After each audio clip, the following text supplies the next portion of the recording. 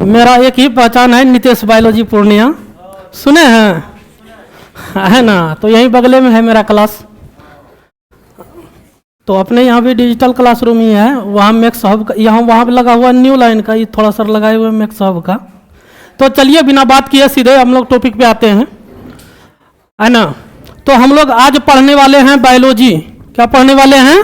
Biology. तो चलिए biology पढ़ने से पहले थोड़ा सा पहले हम लोग साइंस का डेफिनेशन जान लेते हैं, उसके बाद फिर आगे बढ़ेंगे, सिस्टमेटिक ढंग से पढ़ेंगे। और मेरा टारगेट रहेगा, आप लोग कैसा चाह रहे हैं पढ़ने के लिए? ऊपर ऊपर पढ़ने चाह रहे हैं या फिर ऐसा पढ़ना चाह रहे हैं आज के बाद यहाँ जो चीज़ पढ़ा दिए इसके बाद ही जन्म में पढ़ने की जरूरत नहीं पड़े, है ना? अब ऐसा नहीं कि कुछ से कुछ पढ़ लिए, मतलब बीपीएससी का सिलेबस को देखते हुए, है ना? हमको तो आदत बना हुआ है सब चीज़ का। 11th 12th पूरा जब पढ़ा रहे हैं थ्योरी तो समझिए रहे। और इस बार हम भी दिए थे टीचर वाला एग्जाम, मेरा रिजल्ट भी हुआ लेकिन दे दिया पूर्वी चंपारण, छोड़ दिए, है ना? तो इसलिए क्वेश्चन का लेवल कहीं न कहीं हमको पता रहता है कहाँ से पूछ रहे हैं, क्या कर रहे हैं, नहीं कर रहे हैं। तो चलिए देखते हैं हम लोग।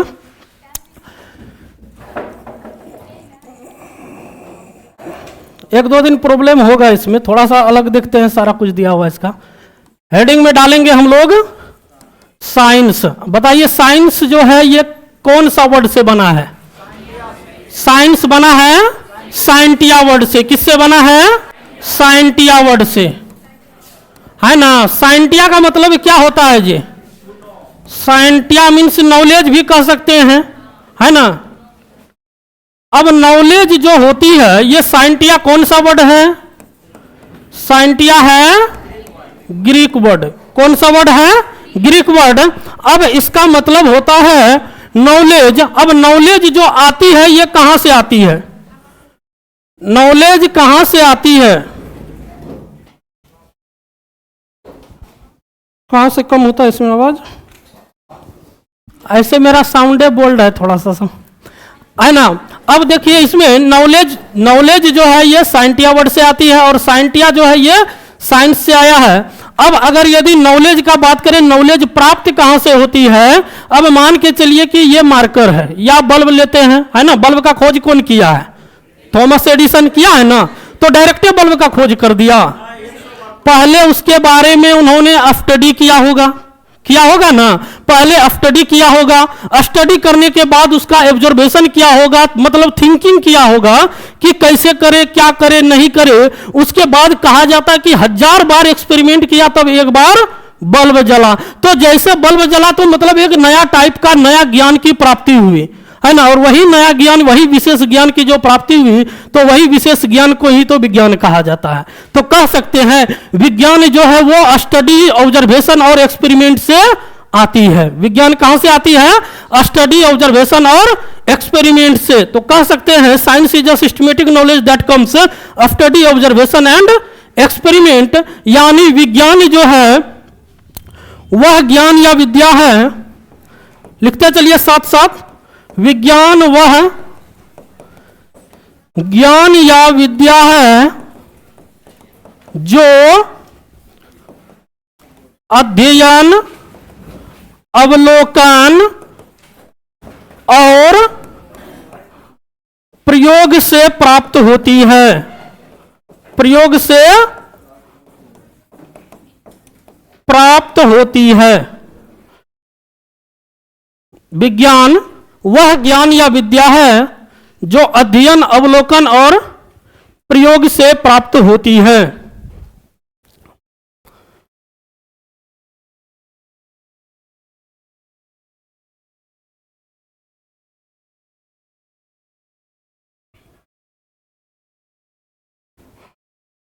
विज्ञान वह ज्ञान या विद्या है जो अध्ययन, अवलोकन और प्रयोग से प्राप्त होती है। बुलाइए उसको।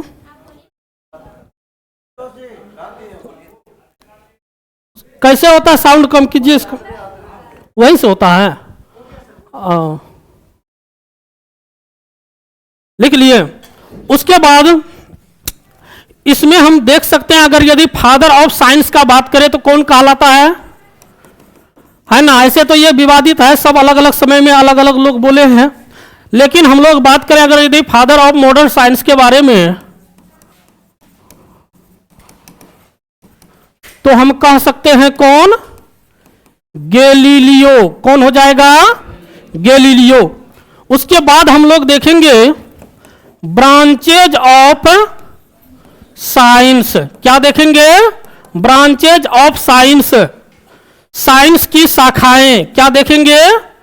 साइंस की शाखाएं, यानी विज्ञान की शाखाएं। तो विज्ञान का कितना शाखा होता है ना? विज्ञान का, है ना, कोई बोलेंगे 3 शाखा, कोई 4 शाखा, कोई 5 शाखा, कोई 2 शाखा, है ना। जिसका दिमाग में जितना आता है सब बोलते हैं, लेकिन आज थोड़ा सा अलग तरीका से देखते हैं।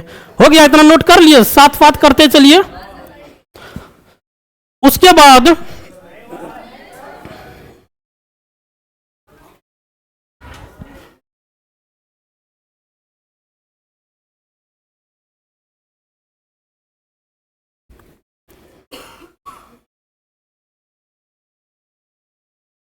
सब चीज में कंपटीशन रखना है। 35 लाख फॉर्म गिर रहा है इतने में, जान रहे हैं ना। इसीलिए जब क्लासे को पीछे नहीं कर पाइएगा तो 35 लाख को कैसे पीछे कीजिएगा।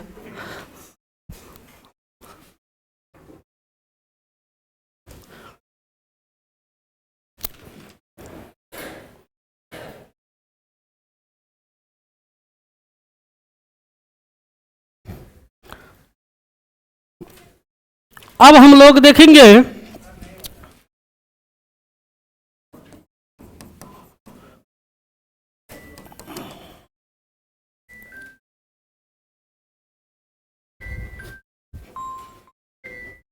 हेलो, हाँ, 12th का 10 से 11, 4 से 5।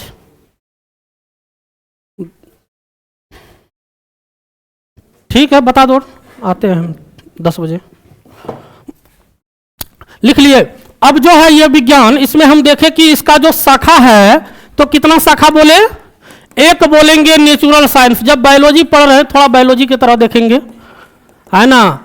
उसके बाद अभी बायोलॉजी पढ़ रहे हैं तो बायोलॉजी को प्राथमिकता देंगे, और जब फिजिक्स पढ़ेंगे तो फिजिक्स को देंगे, फिजिकल साइंस। अब नेचुरल साइंस का हिंदी क्या होता है? इतना तो जानते होंगे, प्राकृतिक विज्ञान। उसके बाद फिजिकल साइंस का हिंदी होता है भौतिकीय विज्ञान, और इसी के अंतर्गत आएगा कौन? फिजिक्स और केमिस्ट्री। लेकिन अभी हम लोग को स्टार्ट करना है किसके बारे में? बायोलॉजी के बारे में। ये ऊपर नहीं खिसकता है, प्लस से तो पेजन चेंज हो जाएगा। ये बोला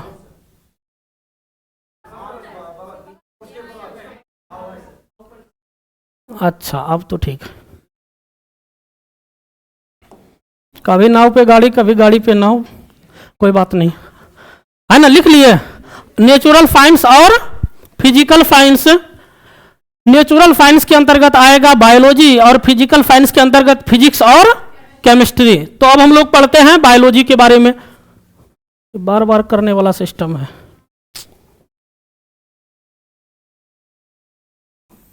हमको न्यू लाइन में घिसने का आदत है, और उसी के आधार पे घिंच रहे हैं तो उल्टे पुल्टा हो जा रहा है। लिख लिए इसको। अब लिखेंगे बायोलॉजी। बायोलॉजी कितने वर्ड से मिलके बना है? 2 वर्ड से। कौन कौन सब? बायोस और लोगोस। बायोस मीन्स लाइफ, और लोगोस मीन्स टू स्टडी। एक ही बात हुआ, लाइफ किसमें होता है? लिविंग थिंग, लिविंग ऑर्गेनिज्म में, है ना। तो लिविंग ऑर्गेनिज्म के बारे में जो स्टडी किया जाता है उसी को क्या कहेंगे? बायोलॉजी। अब बायोलॉजी को कहीं न कहीं साइंस का शाखा में रखा गया है, ये कहीं न कहीं साइंस का शाखा है। अगर यदि इसी को हम थोड़ा सिस्टमेटिक ढंग से बोल दे कि साइंस का वह शाखा जिसमें सजीवों के बारे में, लिविंग ऑर्गेनिज्म के बारे में स्टडी किया जाता है, उसी को बायोलॉजी कहा जाता है। क्या कहा जाता है? बायोलॉजी कहा जाता है। तो कह सकते हैं that is the branch of bio science under which study about living organism that is called biology, है ना। तो कह सकते हैं साइंस की वह शाखा जिसमें सजीवों के बारे में स्टडी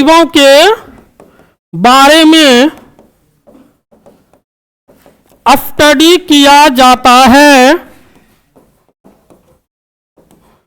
बायोलॉजी कहलाता है।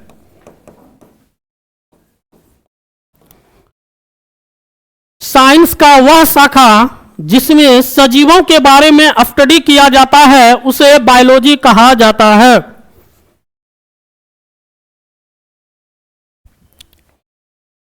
हमको लगता है जिस हिसाब से मटेरियल बायोलॉजी का मिलने वाला है इस बार, हमको नहीं लगता शायद आप लोग क्लास किए होंगे, जो पूर्णिया में किए हैं, है ना। सजीवों के बारे में यानी लिविंग ऑर्गेनिज्म के बारे में, है ना। सजीव का इंग्लिश क्या होता है? Living organism. लिविंग ऑर्गेनिज्म के बारे में जो स्टडी किया जाता है उसे क्या कहते हैं? बायोलॉजी। अब अगर यदि हम बात करें, कोई तो वैसे लोग होंगे, हम लोग पैदा लिए तो कोई न कोई नामकरण किया ना, तो बायोलॉजी का भी नामकरण कोई न कोई किए होंगे। तो कौन किए हैं बायोलॉजी का नामकरण? अरस्तु किए हैं? अरस्तु नहीं किए हैं। कौन किए हैं? बायोलॉजी शब्द का प्रयोग छूट रहा है क्या? बायोलॉजी शब्द का प्रयोग सर्वप्रथम 1801 ईस्वी में, कब? 1801 ईस्वी में लेमार्क एवं ट्रेवीरेनस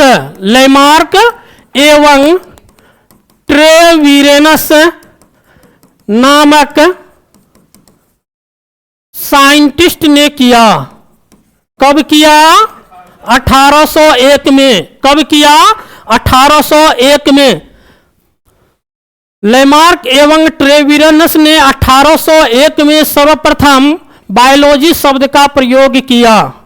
लेकिन जनक किसको कहा जाता है ना? फादर ऑफ बायोलॉजी कौन है? अरस्तु। फादर ऑफ बायोलॉजी कौन है? अरस्तु। फादर ऑफ बायोलॉजी अरस्तु। उसके बाद ब्रांचेज ऑफ बायोलॉजी, आ जाइए, जब बीच क्लास में आते तो बिना पूछले घुस जाना, अपने क्लासरूम है। Branches of biology. तो बायोलॉजी को कितने ब्रांच में बांटा गया है? 2 ब्रांच में। कौन सब? तो चाचा जी सब के पास पढ़िएगा तो 2 मिलेगा, है ना। भैया जी के पास पढ़ रहे हैं तो सब 3 पढ़ेंगे, एकदम अपडेट वर्जन। अपडेट वर्जन समझते हैं ना, है ना। एक लिखेंगे जूलॉजी, और दूसरा बोटनी, और तीसरा माइक्रोबायोलॉजी। पहले 2 ये माइक्रोबायोलॉजी जूलॉजी बोटनी में ही समाया हुआ था, लेकिन अब जो है सो ये किस में आ गया? इसके लिए एक अलग ब्रांच दे दिया गया है। आप लोग 9 बजे तक, एकदम 9 बजे मतलब 8:59 होता है, समझ रहे हैं ना। और 9:05 तक में हम घुस जाएंगे। 9 बजे हम छुट्टी देते हैं, आने में 2-3 मिनट लगेगा। और 10:01 में हम नहीं पढ़ाएंगे, 10 बजे पूरा छोड़ देंगे, काहे कि 10 बजे से फिर मेरा बैच है। अभी सिर्फ 12th वाला बैच है, इसीलिए दे दिए टाइम। 11th वाला भी नहीं चल रहा है, अभी तो एक ही सेशन चल रहा है, खाली 12th सबके यहाँ। लिख लिए जूलॉजी, बोटनी और माइक्रोबायोलॉजी। अब देखो जूलॉजी पहला कौन सा है? जूलॉजी पहला है क्या? छूट नहीं रहा किसी का, छूटेगा तो बोलिएगा। जूलॉजी अब बोल दिए तभी कि ये जो है इतने पीछे नहीं कर पा रहे हैं, तो बाकी को कैसे कीजिएगा? प्रतिष्ठा में प्राण नहीं गंवा देना है। जूलॉजी, अब जो ये जूलॉजी है, तो जूलॉजी भी 2 वर्ड से। हम लोग जू जाते हैं किस लिए? चिड़िया देखने जाते हैं, है ना। जू मीन्स तो चिड़िया होता है, लेकिन चिड़िया देखने नहीं जाते हैं, देखने जाते हैं क्या? जानवर, है ना। तो समझ गए होंगे जू बना है जून वर्ड से। जून मीन्स क्या होता है? एनिमल। क्या होता है? एनिमल। और लोगोस मीन्स क्या होता है? To study. मतलब अब तो समझिए गए होंगे किसके बारे में स्टडी? एनिमल्स के बारे में जो स्टडी किया जाता है उसे जूलॉजी कहते हैं। दुनिया का सबसे सिंपल सब्जेक्ट बायोलॉजी नहीं लगे तो फिर हम पढ़ाना छोड़ देंगे, नहीं पढ़ाएंगे, है ना। लिखेंगे ये किसका शाखा हो गया जी? बायोलॉजी का। बायोलॉजी का वह शाखा जिसमें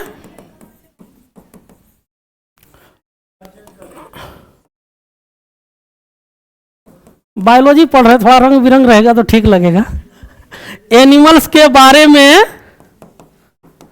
स्टडी किया जाता है। स्टडी किया जाता है क्या कहलाता है? जूलॉजी कहलाता है।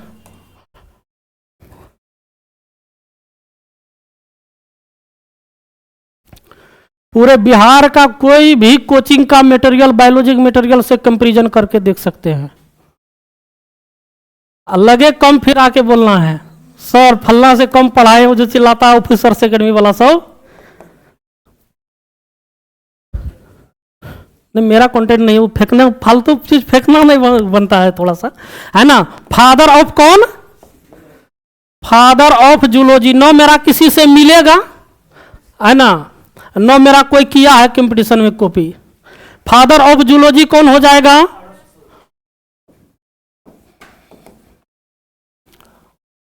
अरस्तु 384 से 322 ईसा पूर्व में ये जीवित थे।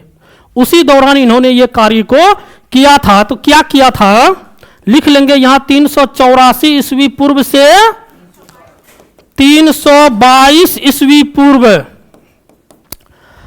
है ना। इन्होंने सबसे पहले प्लांट और एनिमल के बारे में बताए थे, दोनों का डिफरेंशिएशन बताए थे, दोनों का विभिन्नता के बारे में बताए थे, है ना। और इसके बारे में बहुत कुछ इन्होंने बताई। ये दार्शनिक भी थे। दार्शनिक मतलब क्या? हम लोग का जैसे पुजारी होता है ना, तो वैसे इन लोगों का धर्म में दार्शनिक होता है, वही थे ये भी, है ना। अब बायोलॉजी में ज्यादातर रिसर्च जो किए हैं बवे सब किए हैं। मेंडल भी जो है वो भी दार्शनिक ही थे, उसके बारे में भी सुने ही होंगे, है ना। तो ज्यादातर बवे सब थे। हो गया।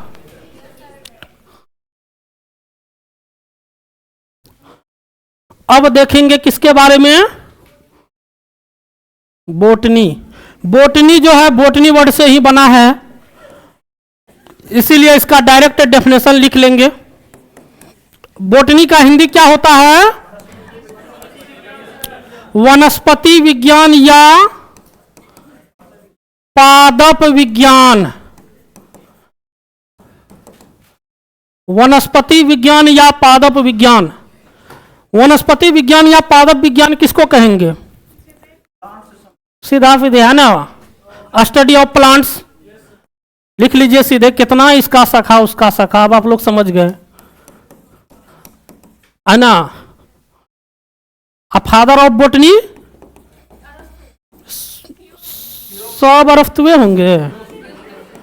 Father of botany Theophrastus. उच्चारण करने में नहीं बनेगा तो इसे बोलेंगे थियोफ्रेस्टस। तब दो तीन बार बोलेंगे अलग अलग, आप एक के बार में खींच देंगे उसके बाद। Theophrastus. Theophrastus. Father of botany कौन? फादर ऑफ जूलॉजी कौन? फादर ऑफ बायोलॉजी कौन? अरस्तु। बायोलॉजी शब्द का प्रयोग कौन किया? लमार्क और ट्रेविलियनस। कब किया था? Father of science, modern science किसको कहेंगे? गैलीलियो। हो गया। उसके बाद हम लोग देखेंगे माइक्रोबायोलॉजी के बारे में। लिखिए माइक्रोबायोलॉजी। तीसरा क्या है? माइक्रोबायोलॉजी। थियोफ्रेस्टस, हिंदी लिख दें, थियोफ्रेस्टस। 11th 12th में स्टूडेंट सब आता है कुछ, वो क्या पढ़ के आता, कैसे पास कर जाता है, समझ से बाहर लगने लगता है। अब कोनो चीज अगर यदि होता है ना कि हिंदी मीडियम में कोनो चीज अगर यदि ऐसे लिख रहे हैं बोर्ड पे, लिख रहे हैं, लिखते लिखते कभी एक लाइन बोल दिए बीच में, वो बोल देते तो लगता है गुनाह कर दिए बोल के, 20 बार कहेगा क्या बोले सर, क्या बोले सर। तो वो आप लोग में नहीं होना चाहिए, ज्यादा मोटा हो। अब लिखेंगे हम लोग तीसरा माइक्रोबायोलॉजी। तीसरा क्या लिखेंगे, इतना दिखता है ना, ज्यादा मोटा अच्छा नहीं लगता। माइक्रोबायोलॉजी, सूक्ष्म जीव विज्ञान। माइक्रो मीन्स तो हम लोग जानते हैं सूक्ष्म, अब बायोलॉजी मतलब जीव विज्ञान, मतलब किसके बारे में स्टडी किया जाए, सूक्ष्म जीवों के बारे में, है ना। तो बोल सकते हैं इसमें स्टडी ऑफ माइक्रो ऑर्गेनिज्म, है ना। तो लिख सकते हैं यहां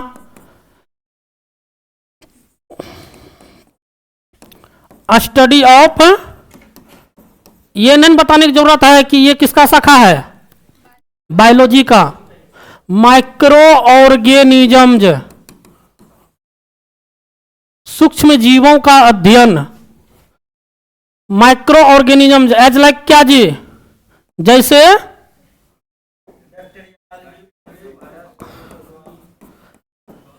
जैसे प्रोटोजोआ, बैक्टीरिया, वायरस। जो चीज नहीं सुने वो बताते हैं। प्रियॉन्स का नाम सुने हैं, वायरवाइड्स का नाम सुने हैं, इत्यादि।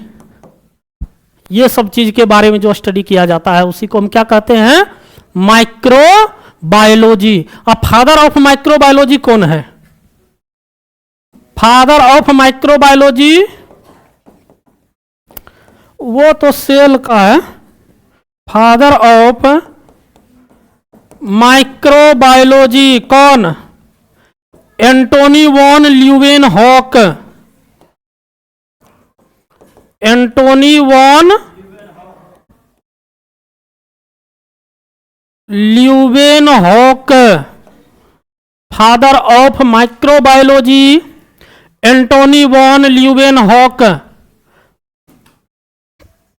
फादर ऑफ बायोलॉजी, बायोलॉजी शब्द का प्रयोग कौन किया था, लेमार्क और ट्रेविरेनस। कब किया था, father of zoology, father of microbiology,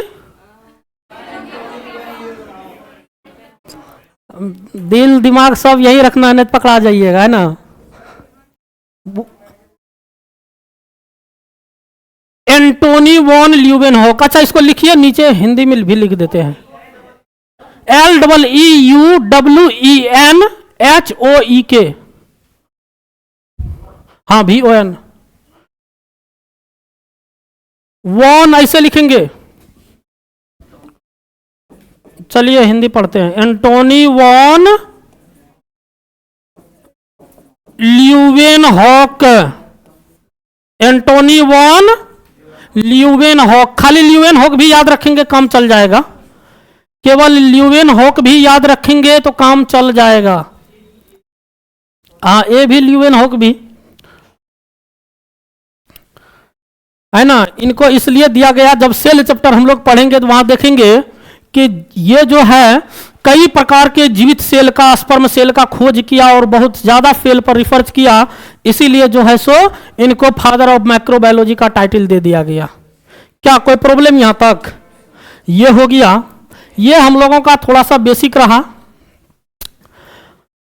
अब हम लोग डायरेक्ट जो है चैप्टर स्टार्ट करेंगे। क्या हटा दें, अब है क्या कि हम लोग जो पढ़ेंगे, है ना, आप लोग कीजिएगा क्या, एक पेज जो है खाली छोड़ दीजिएगा, 2 पेज मतलब लगभग 19-20 चैप्टर पढ़ना है। तो उसमें करेंगे क्या कि वहां पे हेडिंग में डाल दीजिएगा कंटेंट्स, कंटेंट डाल के छोड़ देंगे, और जैसे चैप्टर स्टार्ट करेंगे, जो चैप्टर स्टार्ट किए वहां डाल देना है, तब ना पता चलेगा कॉपी में कौन सा चैप्टर है और किसके बाद कौन है ना। तो जैसे पहले हम लोग पढ़ लेंगे, सेल को भी पढ़ सकते हैं, टिश्यू भी पढ़ सकते हैं, या मानव का शारीरिक तंत्र कह सकते हैं, जिसमें आता है क्या, पहला पाचन तंत्र क्या आता है, पहला आता है पाचन तंत्र।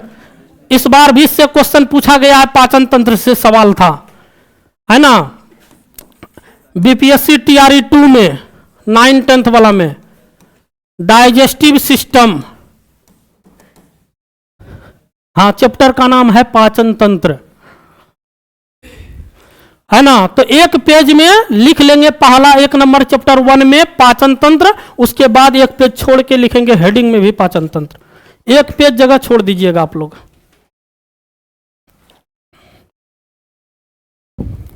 पाचन तंत्र, डाइजेस्टिव सिस्टम। तो पाचन तंत्र तो किसका पाचन तंत्र, सिर्फ मानव का पाचन तंत्र यहां देख रहे हैं हम लोग। बढ़े आगे।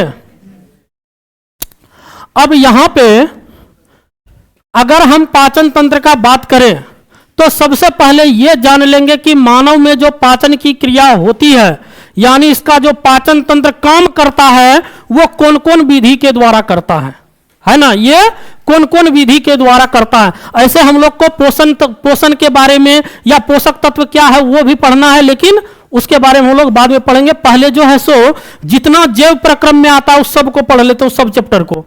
तो सबसे पहले अगर हम पाचन तंत्र का बात करें तो यहां पे कह सकते हैं कि मानव में जो पाचन की क्रिया होती है या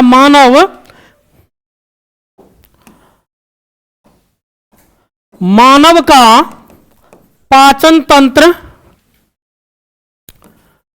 मुख्य रूप से निम्न चरणों में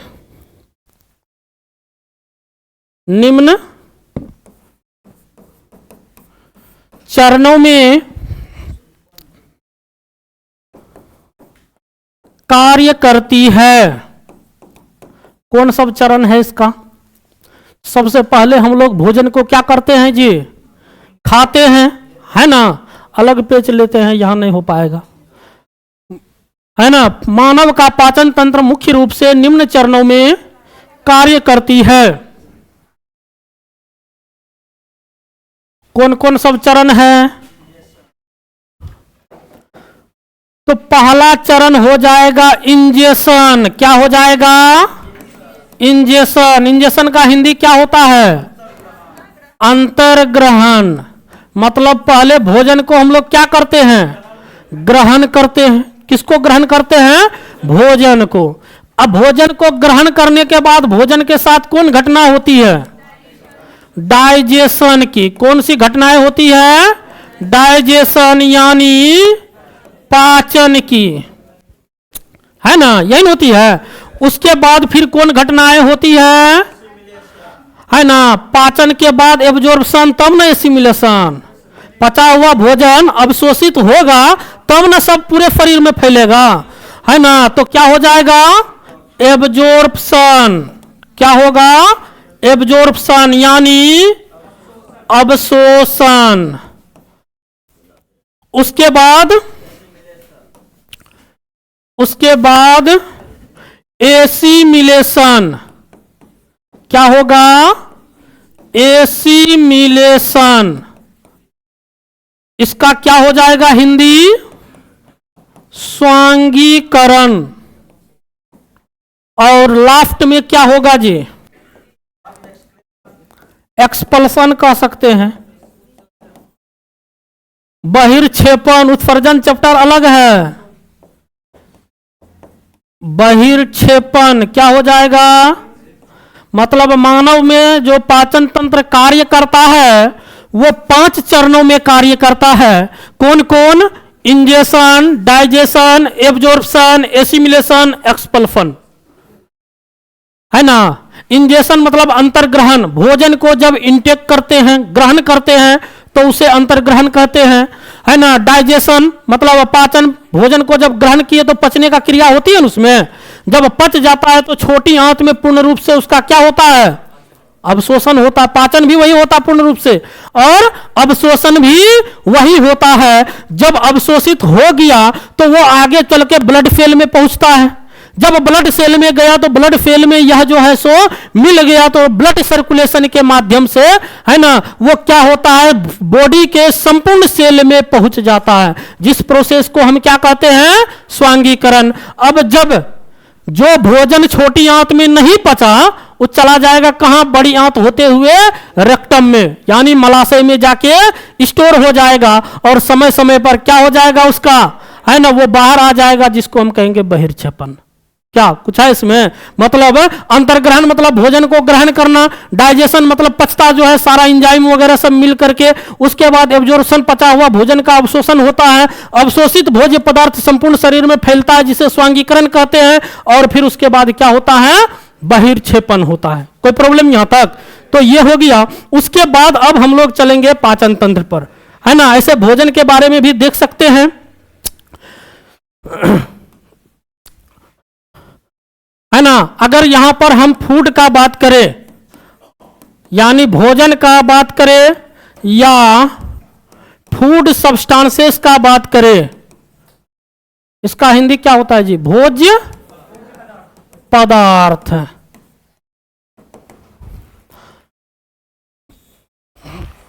फूड सब्सटेंसेस।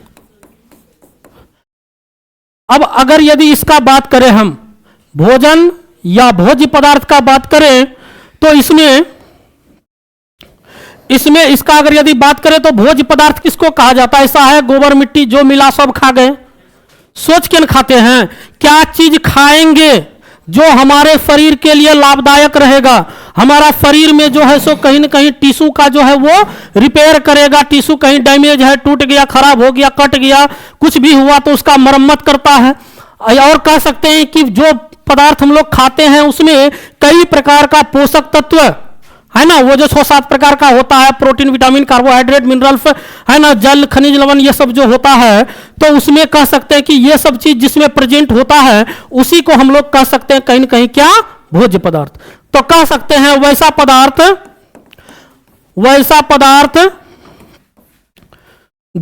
है ना, जिसका पाचन आसानी से पाचन तंत्र में हो जाता है। यहां जब बोले पाचन तंत्र तो सीधे समझना है किसका पाचन तंत्र, है ना, जो चैप्टर पढ़ रहे हैं बस उसी का चर्चा हो रहा है ना। आसानी से, जिसका पाचन आसानी से पाचन तंत्र में हो जाता है तथा वह शरीर के टिश्यू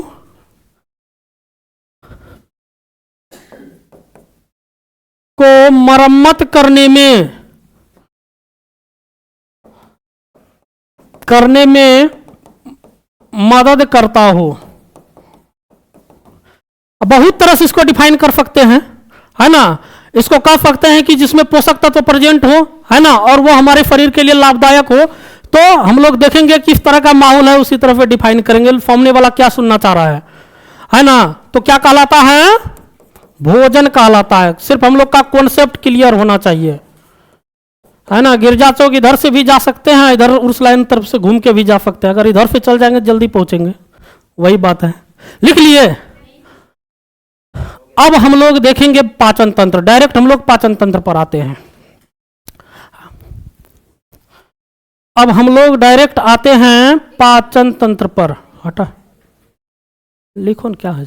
वैसा पदार्थ जिसका पाचन आसानी से पाचन तंत्र में हो जाता है तथा वह शरीर में टिश्यू का मरम्मत करने में मदद करता है, उसी को हम क्या कहेंगे, भोज्य पदार्थ।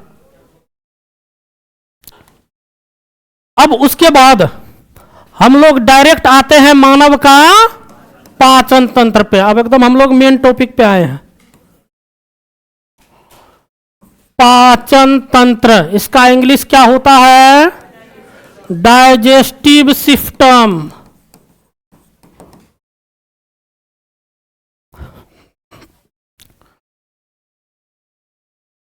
है ना। तो पाचन तंत्र जो होता है ये कितने चीज से मिलके बना होता है, ये कितने चीजों से मिलके बना होता है, दो कौन सब? Alimentary canal. और दूसरा हो जाएगा डाइजेस्टिव ग्लैंड। क्या होगा? Digestive gland. एलिमेंट्री कैनाल का हिंदी क्या होता है? आहार नाल। क्या होता है? आहार नाल। और डाइजेस्टिव ग्लैंड का हिंदी क्या होता है? पाचक ग्लैंड्स कर देंगे, पाचक ग्रंथियां, है ना। एक दो ग्रंथियां नहीं है। अब अगर यदि हम आहार नाल का बात करें तो आहार नाल जो है इसकी लंबाई कितनी होती है?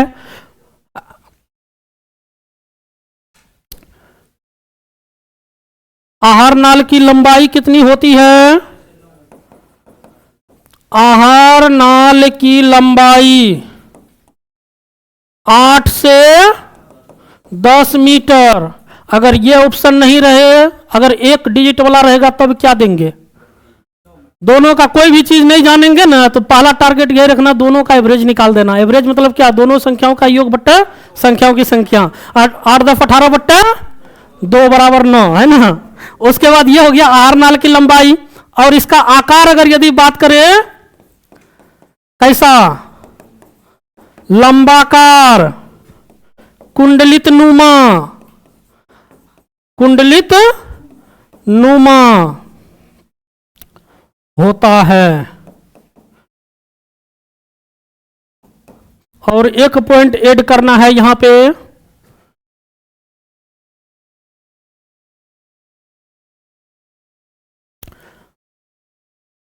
और एक पॉइंट ऐड करना है कि ये कहां से कहां तक फैला हुआ है। यह मुख्य गुहा से कहां तक? गुदा तक, यानी एनफ तक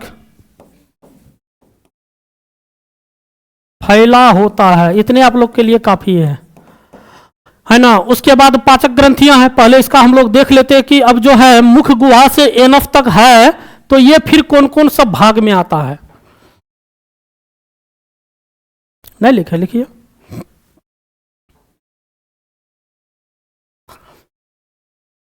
हमको तो एसएससी रहे, रेलवे रहे, बीपीएससी रहे, बीपीएससी टीआरई रहे, सबका सिलेबस कहीं न कहीं साइंस में पता है।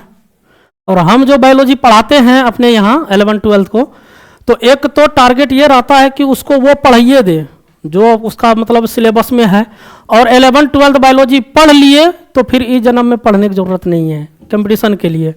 इस बार पिछले बार टीआरई 1 में जो क्वेश्चन पूछा था, वो क्या किया, 12th का लास्ट चैप्टर का वो जो इकोसिस्टम था उसका सवाल सब पूरे डाल दिया। विद्यार्थी सबका माथा हैंग कर गया, कहा हम देखे क्वेश्चन दे दो 12th का लास्ट यूनिट का, है ना। बिना देख ले पकड़ के एक तरफ से दे दिए। 82 नंबर ला के भी कोई फायदा नहीं हुआ। बीएड वाला को हटा दिया, ऐसे भी मन नहीं लगता। जहां 11 12 ऑनर्स पढ़ाते हैं नर्सरी में बाबू सोना करने जाते हो गया। अब हम लोग देखेंगे यही आहार नाल के नीचे में जो है ना, आहार नाल के नीचे में ही लिखना, हम पेज चेंज कर दिए। अब जो आहार नाल है उसी के नीचे में देखेंगे इसका भाग। क्या देखेंगे? आहार नाल का भाग।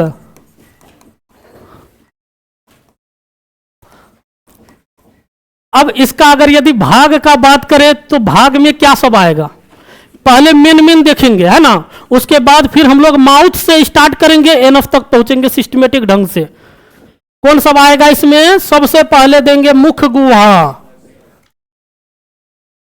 और एक बात बता देते हैं, अगर बायोलॉजी का क्वेश्चन जब भी बना रहे हैं, चाहे कोई भी क्लास का बना रहे हैं, है ना, या तो फिर कंपटीशन का कोई भी एग्जाम का बना रहे हैं, अगर हिंदी मीडियम देख के समझ में नहीं आ रहा, भले आप हिंदी मीडियम का स्टूडेंट हैं, तो तुरंत उसका इंग्लिश मीडियम देखना है। समझ गए? तो बायोलॉजी का लगभग क्वेश्चन, सबसे बड़का गलती यही करता है विद्यार्थी। हम लोग को अभी तक सबका शुद्ध हिंदी पता नहीं है ना। जबकि ऑनर्स तक का हमको लगता है पूछ दीजिएगा तो कहीं से लगभग जवाब दे देंगे। अब इसका जो है सो इसको क्या कहा जाता है? Buccal cavity. इसी को कहा जाता है क्या? Oral cavity. इसीलिए बायोलॉजी का सवाल जब भी बनाइएगा, हिंदी मीडियम समझ में नहीं आए, इंग्लिश मीडियम देखना है, हिम्मत नहीं हारना है। मुख्य गुहा। अब मुख्य गुहा के बाद ये आ जाएगा ग्रास नली। बीच में और है लेकिन उसको हम हटा रहे हैं, मेन दिख रहे हैं, ओइसोफेगस, पढ़ने के टाइम में उसको भी पढ़ेंगे। ओइसोफेगस अगर पूछ देगा कि माउथ, ये एलिमेंट्री कैनाल मुख्य रूप से कितने भागों में बटा होता है, तब ये जवाब देना है ना। उसके बाद अमाशय यानी स्टोमक, अमाशय के बाद आंत, इंटेस्टाइन। आप लोग को तो पता है आंत कितने भाग में बटा होता है। पहले कौन इंटेस्टाइन? स्मॉल इंटेस्टाइन, फिर लार्ज इंटेस्टाइन।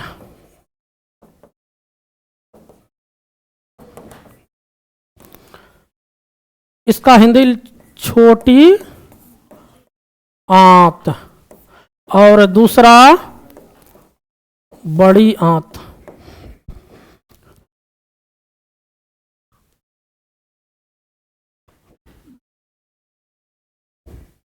उसके बाद क्या होगा जी?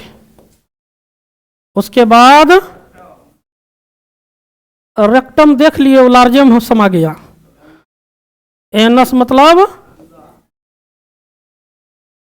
मात्र कितना भाग हो गया इसका? मेन सेक्शन कितना? 5। मेन कितना? 5।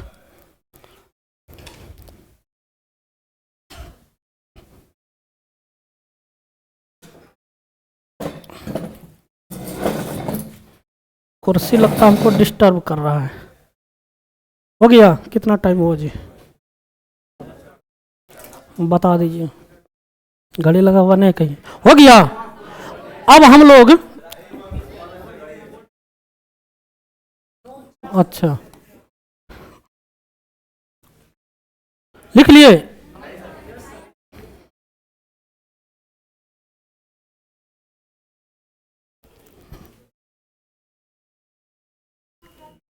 ओइसोफेगस, OESOPHAGUS,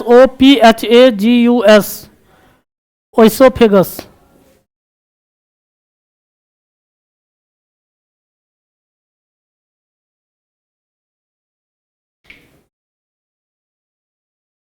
हो गया? जब लिखते हैं वो टाइम में लिखिए, जब समझाते हैं वो टाइम में समझिए, तब जल्दी जल्दी घिंचाएगा। सर बोले 2 घंटा पढ़ाइए, सर हम बोले सर 1 घंटा हमको थाम ले, उसके बाद 2 घंटा टाइम दे देंगे। ऐसे कीजिएगा तो तब तो 3 घंटा चलेगा, तो कोई दिक्कत नहीं।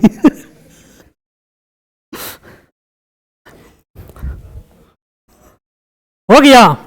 मुख गुहा। अब सबसे पहले मुख गुहा से पहले हम लोग पढ़ेंगे मुख के बारे में। किसके बारे में? मुख के बारे में, है ना। उससे पहले एक चीज और देखना होगा हम लोग को। अब देखिए यहां दूसरा क्या है जी? Digestive glands. तो डाइजेस्टिव ग्लैंड्स का भी नाम लिख लेते हैं, उसके बाद पढ़ेंगे, है ना। तब हम लोग मुख गुहा से स्टार्ट करेंगे और पहुंचेंगे कहां तक? एनफ तक। तो इस रास्ता में जो सब चीज आते जाएगा एकदम सिस्टमेटिक ढंग से पढ़ते जाएंगे, है ना। बायोलॉजी पढ़ रहे तो बायोलॉजी की तरह पढ़ेंगे, उल्टा पुल्टा नहीं पढ़ेंगे, है ना। अब यहां पर पाचक ग्रंथि देके डैश देंगे। पाचक ग्रंथि, डाइजेस्टिव ग्लैंड,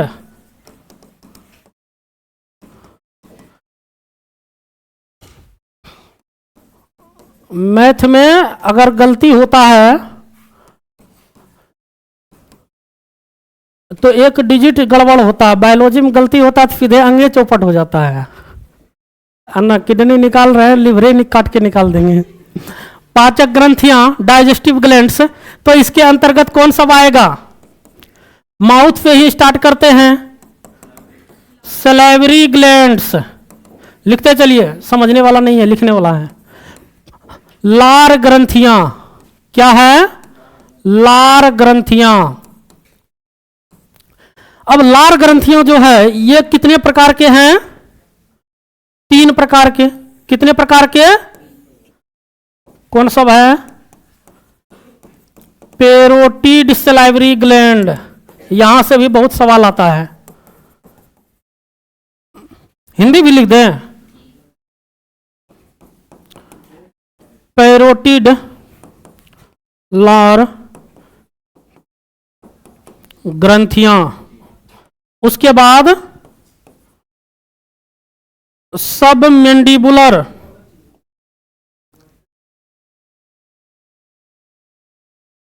दूसरा क्या है, सब मैंडिबुलर सलाइवरी ग्लैंड। सबका संख्या कितना कितना होता है, सबका संख्या 2 2।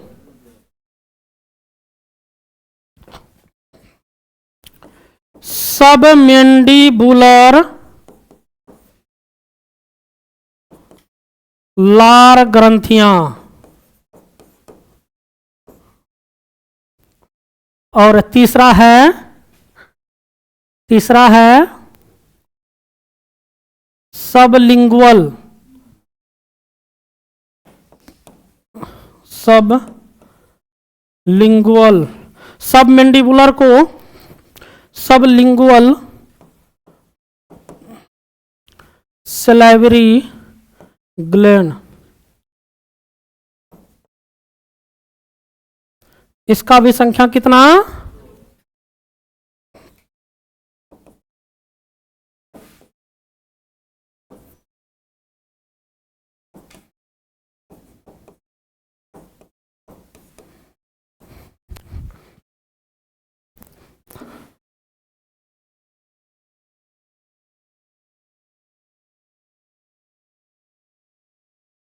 ये हो गया सलाइवरी ग्लैंड।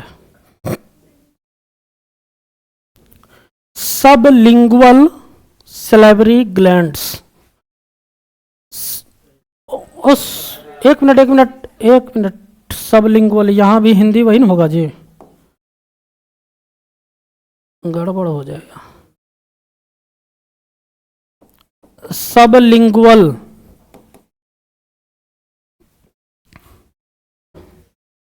बढ़े आगे, इधर बैठिएगा कल से, ये दोनों बेंच पे नहीं बैठिएगा, पूरा खाली है वहां तक। सबलिंगुअल लार ग्रंथियां,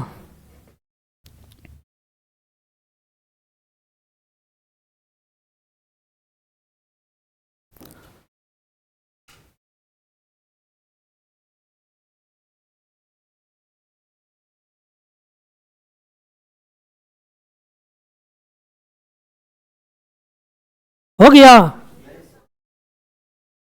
लिखिए, बोलिए, ऐसे नहीं होता है।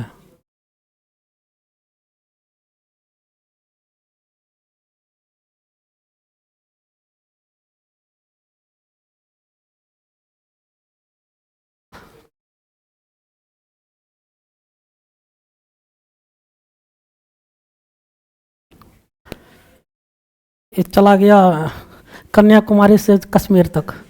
उसके बाद लिखेंगे हम लोग, दूसरा लिखेंगे, इसके बाद जो स्टोमक में आता है उसको क्या बोलते हैं, गैस्ट्रिक ग्लैंड। क्या बोलते हैं, गैस्ट्रिक ग्लैंड। यो एस लगाएंगे, पाचक ग्रंथियां। यहीं से पूछा था कि रेनिन का स्रावन कहां से होता है, अतुल चाचा उसको गलती कर दिए, है ना। अब जो है गैस्ट्रिक ग्लैंड से ही प्रोरेनिन का सेक्रेशन होता है, एचसीएल मिलने के बाद वो रेनिन बनता है। और उसका जो है सो हम क्या किए, तो पेज नंबर एनसीईआरटी का 262 में दिया हुआ है, उसको पहले व्हाइट ये जो है सो हाइलाइटर से उसको पेंट किए, फिर उसका स्क्रीनशॉट लिए, तब उसको भेजे, है ना। तब वहां पे क्या रिस्पॉन्स मिला कि वो जो है यहाँ प्रोरेनिन होता है और वहां रेनिन दिया हुआ है, एचसीएल मिलता है तब ना बनता है रेनिन। क्या कीजिएगा, अतुल चाचा कुछ भी कर सकते हैं, है ना। ये हो गया गैस्ट्रिक ग्लैंड। गैस्ट्रिक ग्लैंड के बाद होगा लीवर यानी यकृत। सबसे बड़ी ग्रंथि कौन, कितना वजन, 1.5 से 2 केजी बोलेंगे, 1 से 1.5 वाला जमाना चल गया, है ना। जनरली मिलेगा 1.5 केजी। एनसीईआरटी को मानेंगे, एनसीईआरटी बोले अभी 12 बज रहा रात, ठीक है 12 बज रहा है ना। जब भी पूछा जाता है तो वेस्क को लेके चला जाता है। लिख लिए, पेनक्रियाज, साइड में खड़ा रहते हैं फिर भी।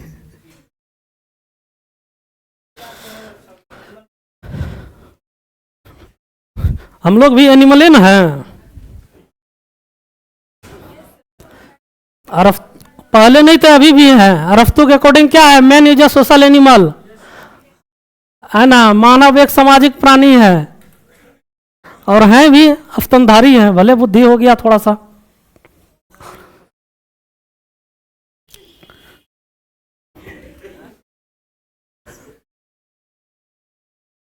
लिख लिए? हो गया? फास्ट में खींचिए, इतना स्लो स्लो पढ़िएगा तो मन नहीं लगेगा पढ़ाने में।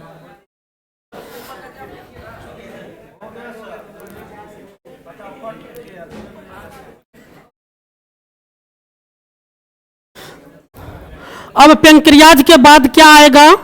एक जगह देना चाह रहे हैं, याद करने में भी बनेगा, है ना। अब पेंक्रियाज के बाद हम लोग देखेंगे यहां पे, पेंक्रियाज के बाद आएगा कौन? लिवर पढ़ लिए, दिसिम पढ़ लेंगे, गोल ब्लैडर को, उसको अलग से नहीं देखेंगे। इंटेस्टाइनल ग्लैंड, इंटेस्टाइनल ग्लैंड, आंतरिक ग्रंथि,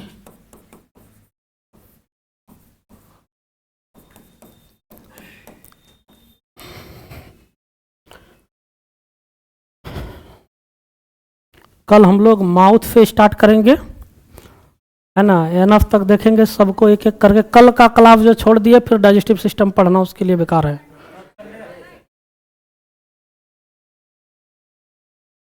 पढ़िएगा आप लोग।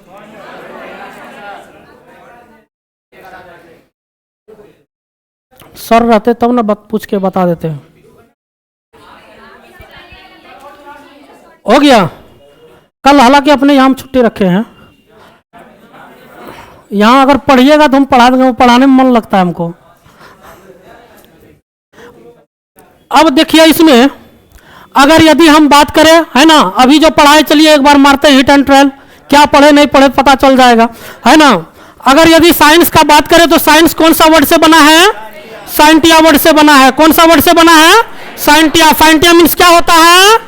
नॉलेज। Scientia means knowledge. उसके बाद बात करें कि साइंस जो आता है ये कहां से आता है? कौन चीज से? अध्ययन, अवलोकन और प्रयोग से। इसका जनक किसको कहा जाता है? गैलीलियो को। किनको कहा जाता है? गैलीलियो को। उनके बाद अगर यदि बात करें साइंस कितने ब्रांच में बटा हुआ है? 2 ब्रांच में। कितने ब्रांच में? नेचुरल साइंस और उसके बाद अगर नेचुरल साइंस के अंतर्गत बात करें तो कौन सा साइंस आता है? बायोलॉजी। फिजिकल के अंतर्गत फिजिक्स और केमिस्ट्री, है ना। बायोलॉजी कितने वर्ड से मिलकर बना है? 2 वर्ड से। कौन कौन सा? बायोस और logos. Bios means life, logos means to study, है ना। यानी लिविंग ऑर्गेनिज्म के बारे में जो स्टडी किया जाता है उसे क्या कहते हैं? बायोलॉजी। बायोलॉजी शब्द का प्रयोग सबसे पहले कौन किया? लेमार्क और ट्रेविनस। फादर ऑफ बायोलॉजी किन्हें कहा जाता है? अरस्तु। कब से कब तक उसका काल था?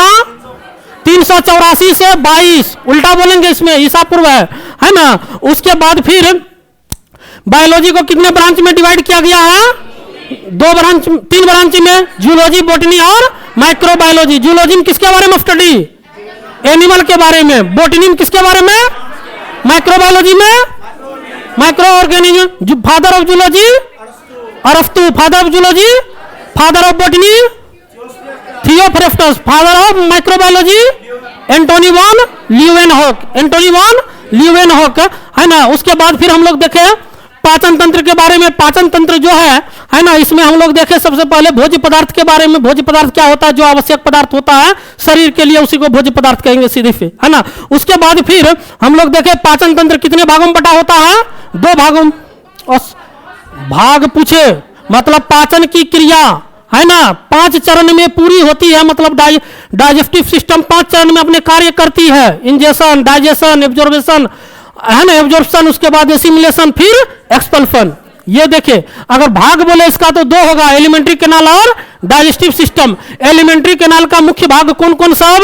बक्कल कैविटी या माउथ कैविटी, ओरल कैविटी, है ना, सबका हिंदी मुख हुआ। उसके बाद दूसरा हो जाएगा ग्राफनली, तीसरा होगा अमाशय, चौथा आंत, आंत में छोटी आंत पहले तब बड़ी आंत, है ना, उसके बाद फिर एनस, उसके बाद पाचक ग्रंथि का बात करें तो पाचक ग्रंथि में पहला आएगा सलेवरी ग्लैंड।